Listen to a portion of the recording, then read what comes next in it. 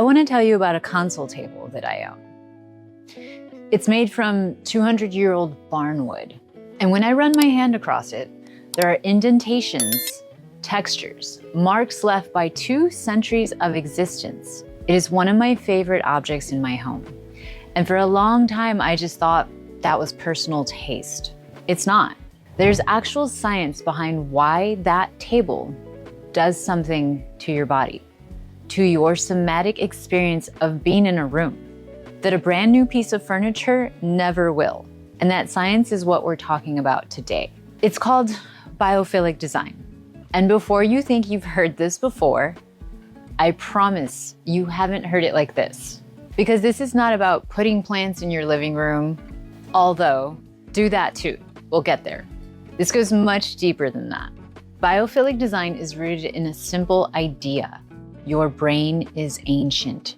Your body has been running the same core software for roughly 200,000 years. And for almost all of that time, humans lived outside, in nature, surrounded by wood, stone, water, and sky. Your body learned what safety looked like, what it felt like, what it smelled like, and it is never forgotten. So when you walk into a space that contains those same signals, natural materials, organic textures, living things, natural light, something in you recognizes it, not consciously, at a level much older than conscious thought, and it relaxes. I want to tell you about my mornings. We live on a ranch in the Texas Hill Country, and most mornings I take a walk with my son while he rides his little balance bike ahead of me, just, kind of pulling stunts and tricks. And there's something about that hour, the sky, the air, the pace of it, where everything just slows down, even though we're moving. Even though the day ahead is full, something in my body just settles. I cherish those walks. That's not just fresh air and exercise. That's your body coming out of threat detection mode, because every single signal in the environment is telling it you are exactly where you belong. The question I started asking myself as a designer was, can I bring that feeling indoors? Can I recreate those signals inside a space so that your body gets that same message, that same frequency, even when you're not standing under an open sky? The answer is yes, but it requires understanding what your body's actually responding to. And it's not what most people think. So let's talk about what your brain is actually reading when it looks at a natural surface. There's a concept called fractal complexity. Nature almost never makes a straight line. It makes patterns that repeat at different scales. The branching of a tree, the grain of old wood, the texture of stone worn smooth by water over centuries, the way light moves through leaves. Just imagine it. You're outside, it's a beautiful day, the sun is shining, you're standing under a big, beautiful 300-year-old oak tree. The sun is peering through the leaves and making this mottled pattern all over your skin, all over your body. What does that feel like? The breeze is blowing, the light is shifting. What does that do to your nervous system? What does that feel like? These patterns, they're called fractals, and your visual cortex is specifically calibrated to read them. Studies have shown that viewing fractal patterns found in nature actually reduces cortisol, your stress hormone, by up to 60% just by looking at them. Your eyes were built for this. They recognize it as real, as trustworthy, as safe. Now think about what most modern interiors are full of. Flat surfaces, uniform finishes, perfectly smooth materials, straight lines everywhere. Not a fractal in sight. Your body looks at that and registers the absence of something real. It doesn't necessarily feel bad, but it doesn't feel like rest either, because nothing in that room is speaking its language. I've been working with natural materials my whole life. Without knowing any of this had a name. I lived in Costa Rica, the jungles of Costa Rica, for a time. We were on land where there were fallen mahogany trees, and we were able to work with that wood, cut it shape it, build with it. There is something about working with wood with your hands that I can only describe as right.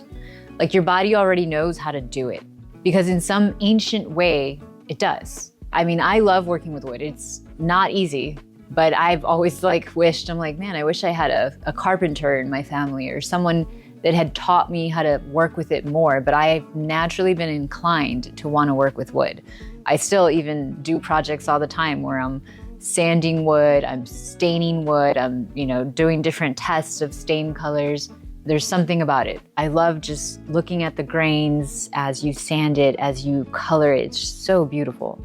Everything in my home is vintage, either left exactly as found or restored with intention, but never stripped of what makes it real. I have a brass table from the 70s, patinaed, a few rust spots, perfectly aged. That table has traveled with me for years, across different homes and across different chapters of my life. And every place it lands in, it looks like it belongs, because aged metal carries the same fractal complexity as natural materials. The oxidation, the variation in tone, the evidence of time.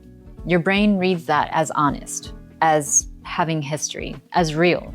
I recently finished a large Henredon bed frame from the 70s with twin tower cabinets that I actually converted into a built-in entertainment center. What drew me to it in the first place was the patinaed brass hardware. Hardware you genuinely cannot find anymore, because it was made in an era when things were built to last long enough to develop a patina. That quality, that evidence of age and use and time, it's not just beautiful, it is biologically familiar to your body. And it matters more than any brand new piece with a perfect finish ever could. So what does this actually mean for your home? It means the most powerful thing you can do is stop chasing newness and start chasing truth. Real wood over laminate, stone over ceramic that mimics stone, vintage and antique pieces over reproductions, linen and cotton and wool over synthetic fabrics. We're not even gonna get into synthetic fabrics right now, but plants, yes, actual living things. Because your body knows the difference between something alive and something that looks alive. It always knows. It means bringing in light that behaves like natural light. Warm, layered, not uniform. Because flat, even lighting is another thing that doesn't exist in nature.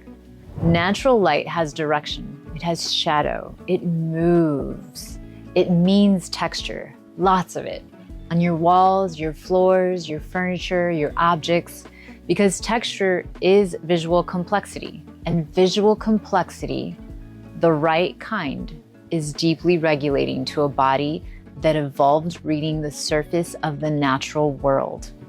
Here's what I want you to take away from this.